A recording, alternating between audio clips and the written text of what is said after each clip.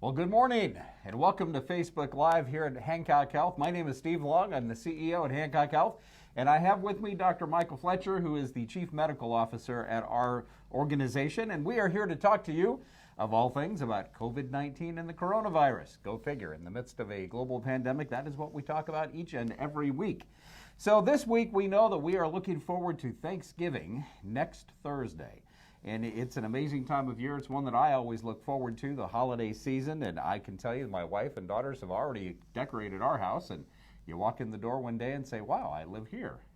But it's a wonderful time of the year. And it is a time that we typically all get together and we gather and we have food and we give hugs and we do all these things together in small spaces indoors because it is cold outside. And we thought that in the midst of this global pandemic, it would be a good idea for us to talk just a bit about what that means and how to be safe. So in preparation for that, I have asked Dr. Fletcher to answer a couple of questions just on the disease, so to remind us of what it is. So, Dr. Fletcher, can you remind us what the symptoms are of COVID-19?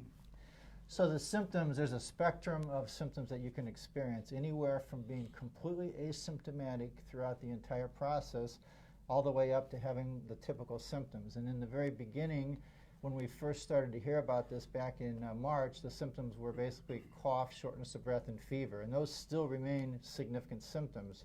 However, other things have been identified as well. You can have achy muscles, like when you get a typical viral infection. Diarrhea can also be a presenting symptom as well. And one of the other symptoms that's become much more specific, especially during this time frame, is loss of taste and smell for that as well. So I think those 6 symptoms or so probably cover about 80% of the symptoms people will have. Again, remembering that being asymptomatic is also part of the spectrum as well. Well, thank you. It is good to remember how we might recognize this disease. So the next question that people always ask in their mind is, I think I might have it, I'm not sure, I was exposed to somebody that did have it. So the question would be, when should people think about actually getting tested, if at all? Yeah. Well, I think that's a question that has a lot of variables that are attached to it. So I think probably the best advice is to either contact your doctor or contact the COVID hotline we have here at Hancock Health. They will then walk you through a series of questions. And I think on the one end of the spectrum, if you're symptomatic, then I think it becomes important to identify this so you are able to be aware of the progression of symptoms that might lead to something serious. And again, I think that is probably more important if you are older or you have diabetes or you're overweight or have other risk factors that are associated with a more severe progression. The other reason that you want to be tested is because, you know, the possibility that you will be contagious and spread it to other people. Now, you can, on the one hand, you can say, well, if you have some typical symptoms, assume you're contagious and just do the right thing in quarantine. I think that people have a heightened focus on doing that if they know they have a positive test. So I think that the best advice is to try to contact your healthcare professional, your nurse practitioner, your doctor, or please call the hotline. They are expert at helping to guide you not only through what you should do for testing, but also how to keep yourself and others safe and where you can go for testing as well. Indeed. Thank you, Dr. Fletcher. And as a reminder, we have many places in Hancock County that you can get tested.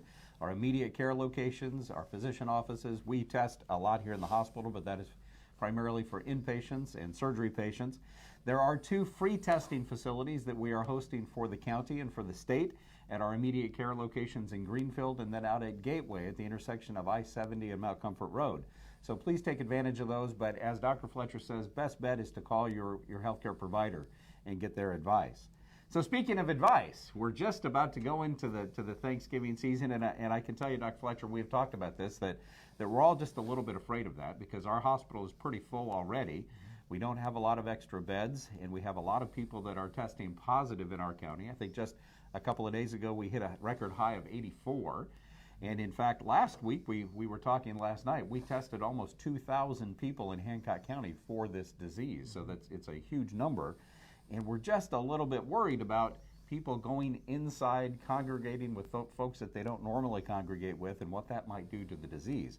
So do you have any advice for us on how we might interact with each other or even not interact on Thanksgiving? Yeah, I think it's certainly something that we're struggling with in our family right now.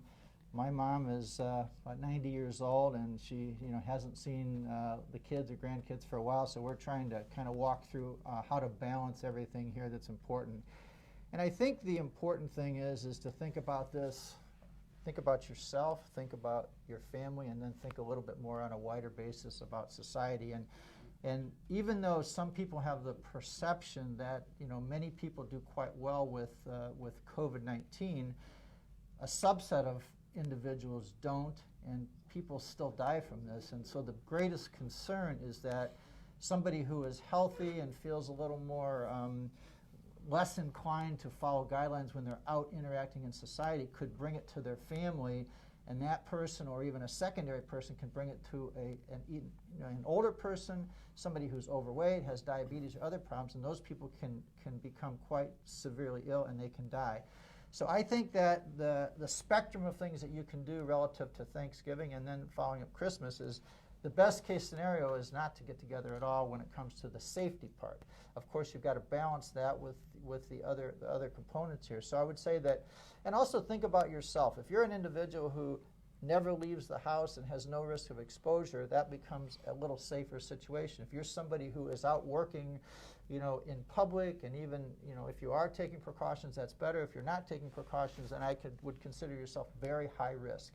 So I would say that if you do get together, just maintain kind of the three things that we have mentioned time and time again, starting with the mask. And I will tell you with the mask, if you have the mask like this, you are not maximizing the opportunity. So it has to be over the nose, and you want to have that tight. So it's very important. It is highly effective, and in my opinion, it's probably the safest thing you can do. The next thing is, and I like the word physical distancing, not social distancing, because I think we want to still socially be together, and we can do that using technology and other things. So I think the physical distancing is important, and also the focus on the hands. And especially if you're going to be at Thanksgiving and people are grabbing out of the same, even trying to serve food differently. Try not to have it something where everyone's going to have their hands in it. Try to do that differently. So those three things are extraordinarily important. It's very hard wearing a mask when you're with your family. I realize that. So if you're not going to wear a mask, try to keep that distance and be very, very focused on those people who are higher risk. That is excellent advice, Dr. Fletcher. Thank you very much for that. And it is something that all of our families are struggling with. I know we are too. My father-in-law, who's 87, lives with us, and I've got a couple of kids coming into town, and we're trying to figure out now how do we keep everybody separate, because we're really worried about him. So it is important for us to keep all this in mind. So if you do have any questions, please look us up on the internet, the World Wide Web. I'm old. I remember the days before that came around. But it is hancockregional.org/coronavirus. We have a lot of good information there. Please feel free to call our hotline. You can do that as well. And if you have any questions about your own health, then please call your healthcare provider, because we would remind you, even in the midst of this global pandemic, there are things that are worse for you than COVID-19, and we need to make sure we stay ahead of those things. So once again, Dr. Fletcher, thank you for joining me today, and thank you all for joining us on this episode of Facebook Live from Hancock Health.